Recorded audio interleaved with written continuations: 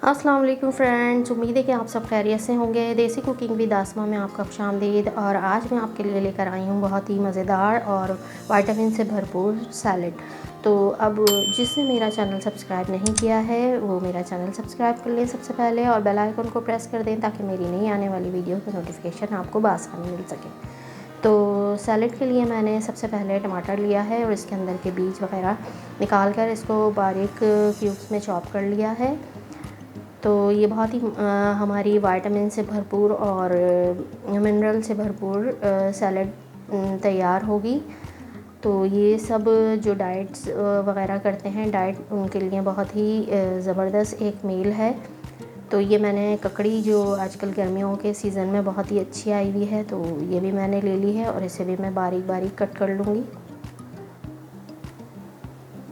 तो गर्मी में ज़्यादातर हमें चूल्हे पे जाने में मसला होता है, गर्मी लगती है, तो हम ये अच्छे से बना के और दोपहर के खाने में खा सकते हैं। सुबह में हम नाश्ते में ये सैलेड यूज़ कर सकते हैं, खा सकते हैं, और इससे हमें विटामिन भी पूरे मिल जाएंगे और हमारा पेट भी भर जाएगा और हम अच्छे तरीके से हमें बहुत ही अच्छा सा एक मुकम्मल एक मील मिल जाएगा, जिससे कि हमें सारी हमारी विटामिन्स वगैरह भी हमें मिल जाएंगे। तो ये हमारी बहुत ही मज़ेदार सी सैलेड बनकर तैयार होगी। तो आप ज़रूर ट्राई कीजिएगा। अब ये मैंने ककड़ी जो है लंबाई में कट करके, और अब हम इसके बारीक बारीक क्यूब्स काट लेंगे।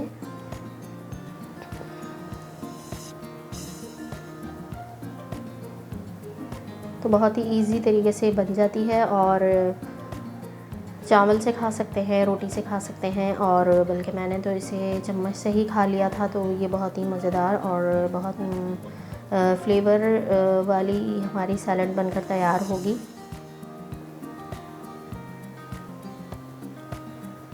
तो ये एक बाउल में मैंने सब ट्रांसफ़र कर ली है, ककड़ी भी काट के।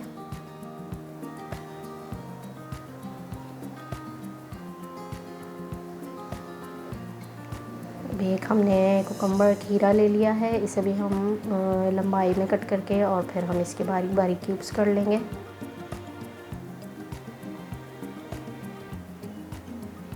तो आप इसमें अपनी मर्ज़ी की वेजिटेबल्स भी ऐड कर सकते हैं, जो भी आपके पास अवेलेबल हों।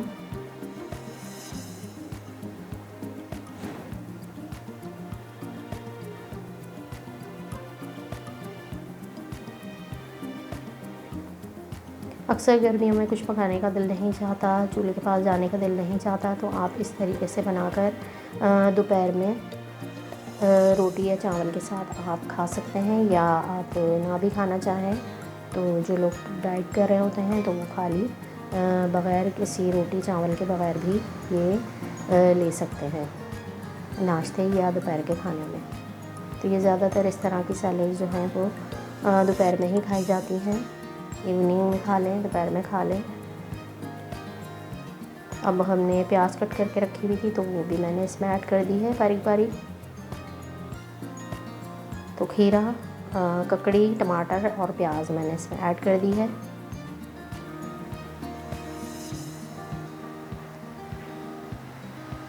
अब ये थोड़े से मैंने मिंट लीफ लिए हैं, ये भी मैं इसमें ऐड कर दूँगी बारीक चॉप करके। इससे भी बहुत अच्छा सा फ्लेवर आ जाएगा।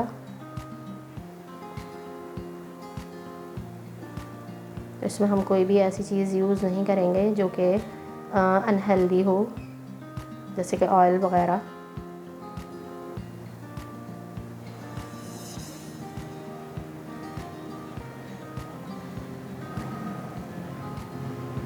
ये थोड़ा सा हमने लिया था 1 टेबल स्पून के करीब मिंट लीफ, वो हमने चॉप करके वो ऐड कर दिए हैं इसमें। अब ये हमने एक बाउल हमने दही लिया है, उसको हम अच्छे तरीके से फेंट लेंगे।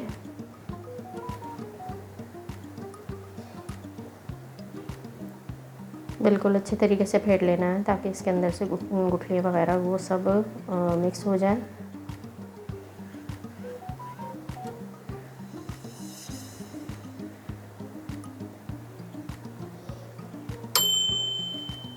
तो अभी हमारा दही फट चुका है अच्छे तरीके से, तो वो भी हम इसमें ऐड कर देंगे। तो ये तकरीबन एक पाव के करीब हमने इसमें 250 ग्राम दही ऐड किया है।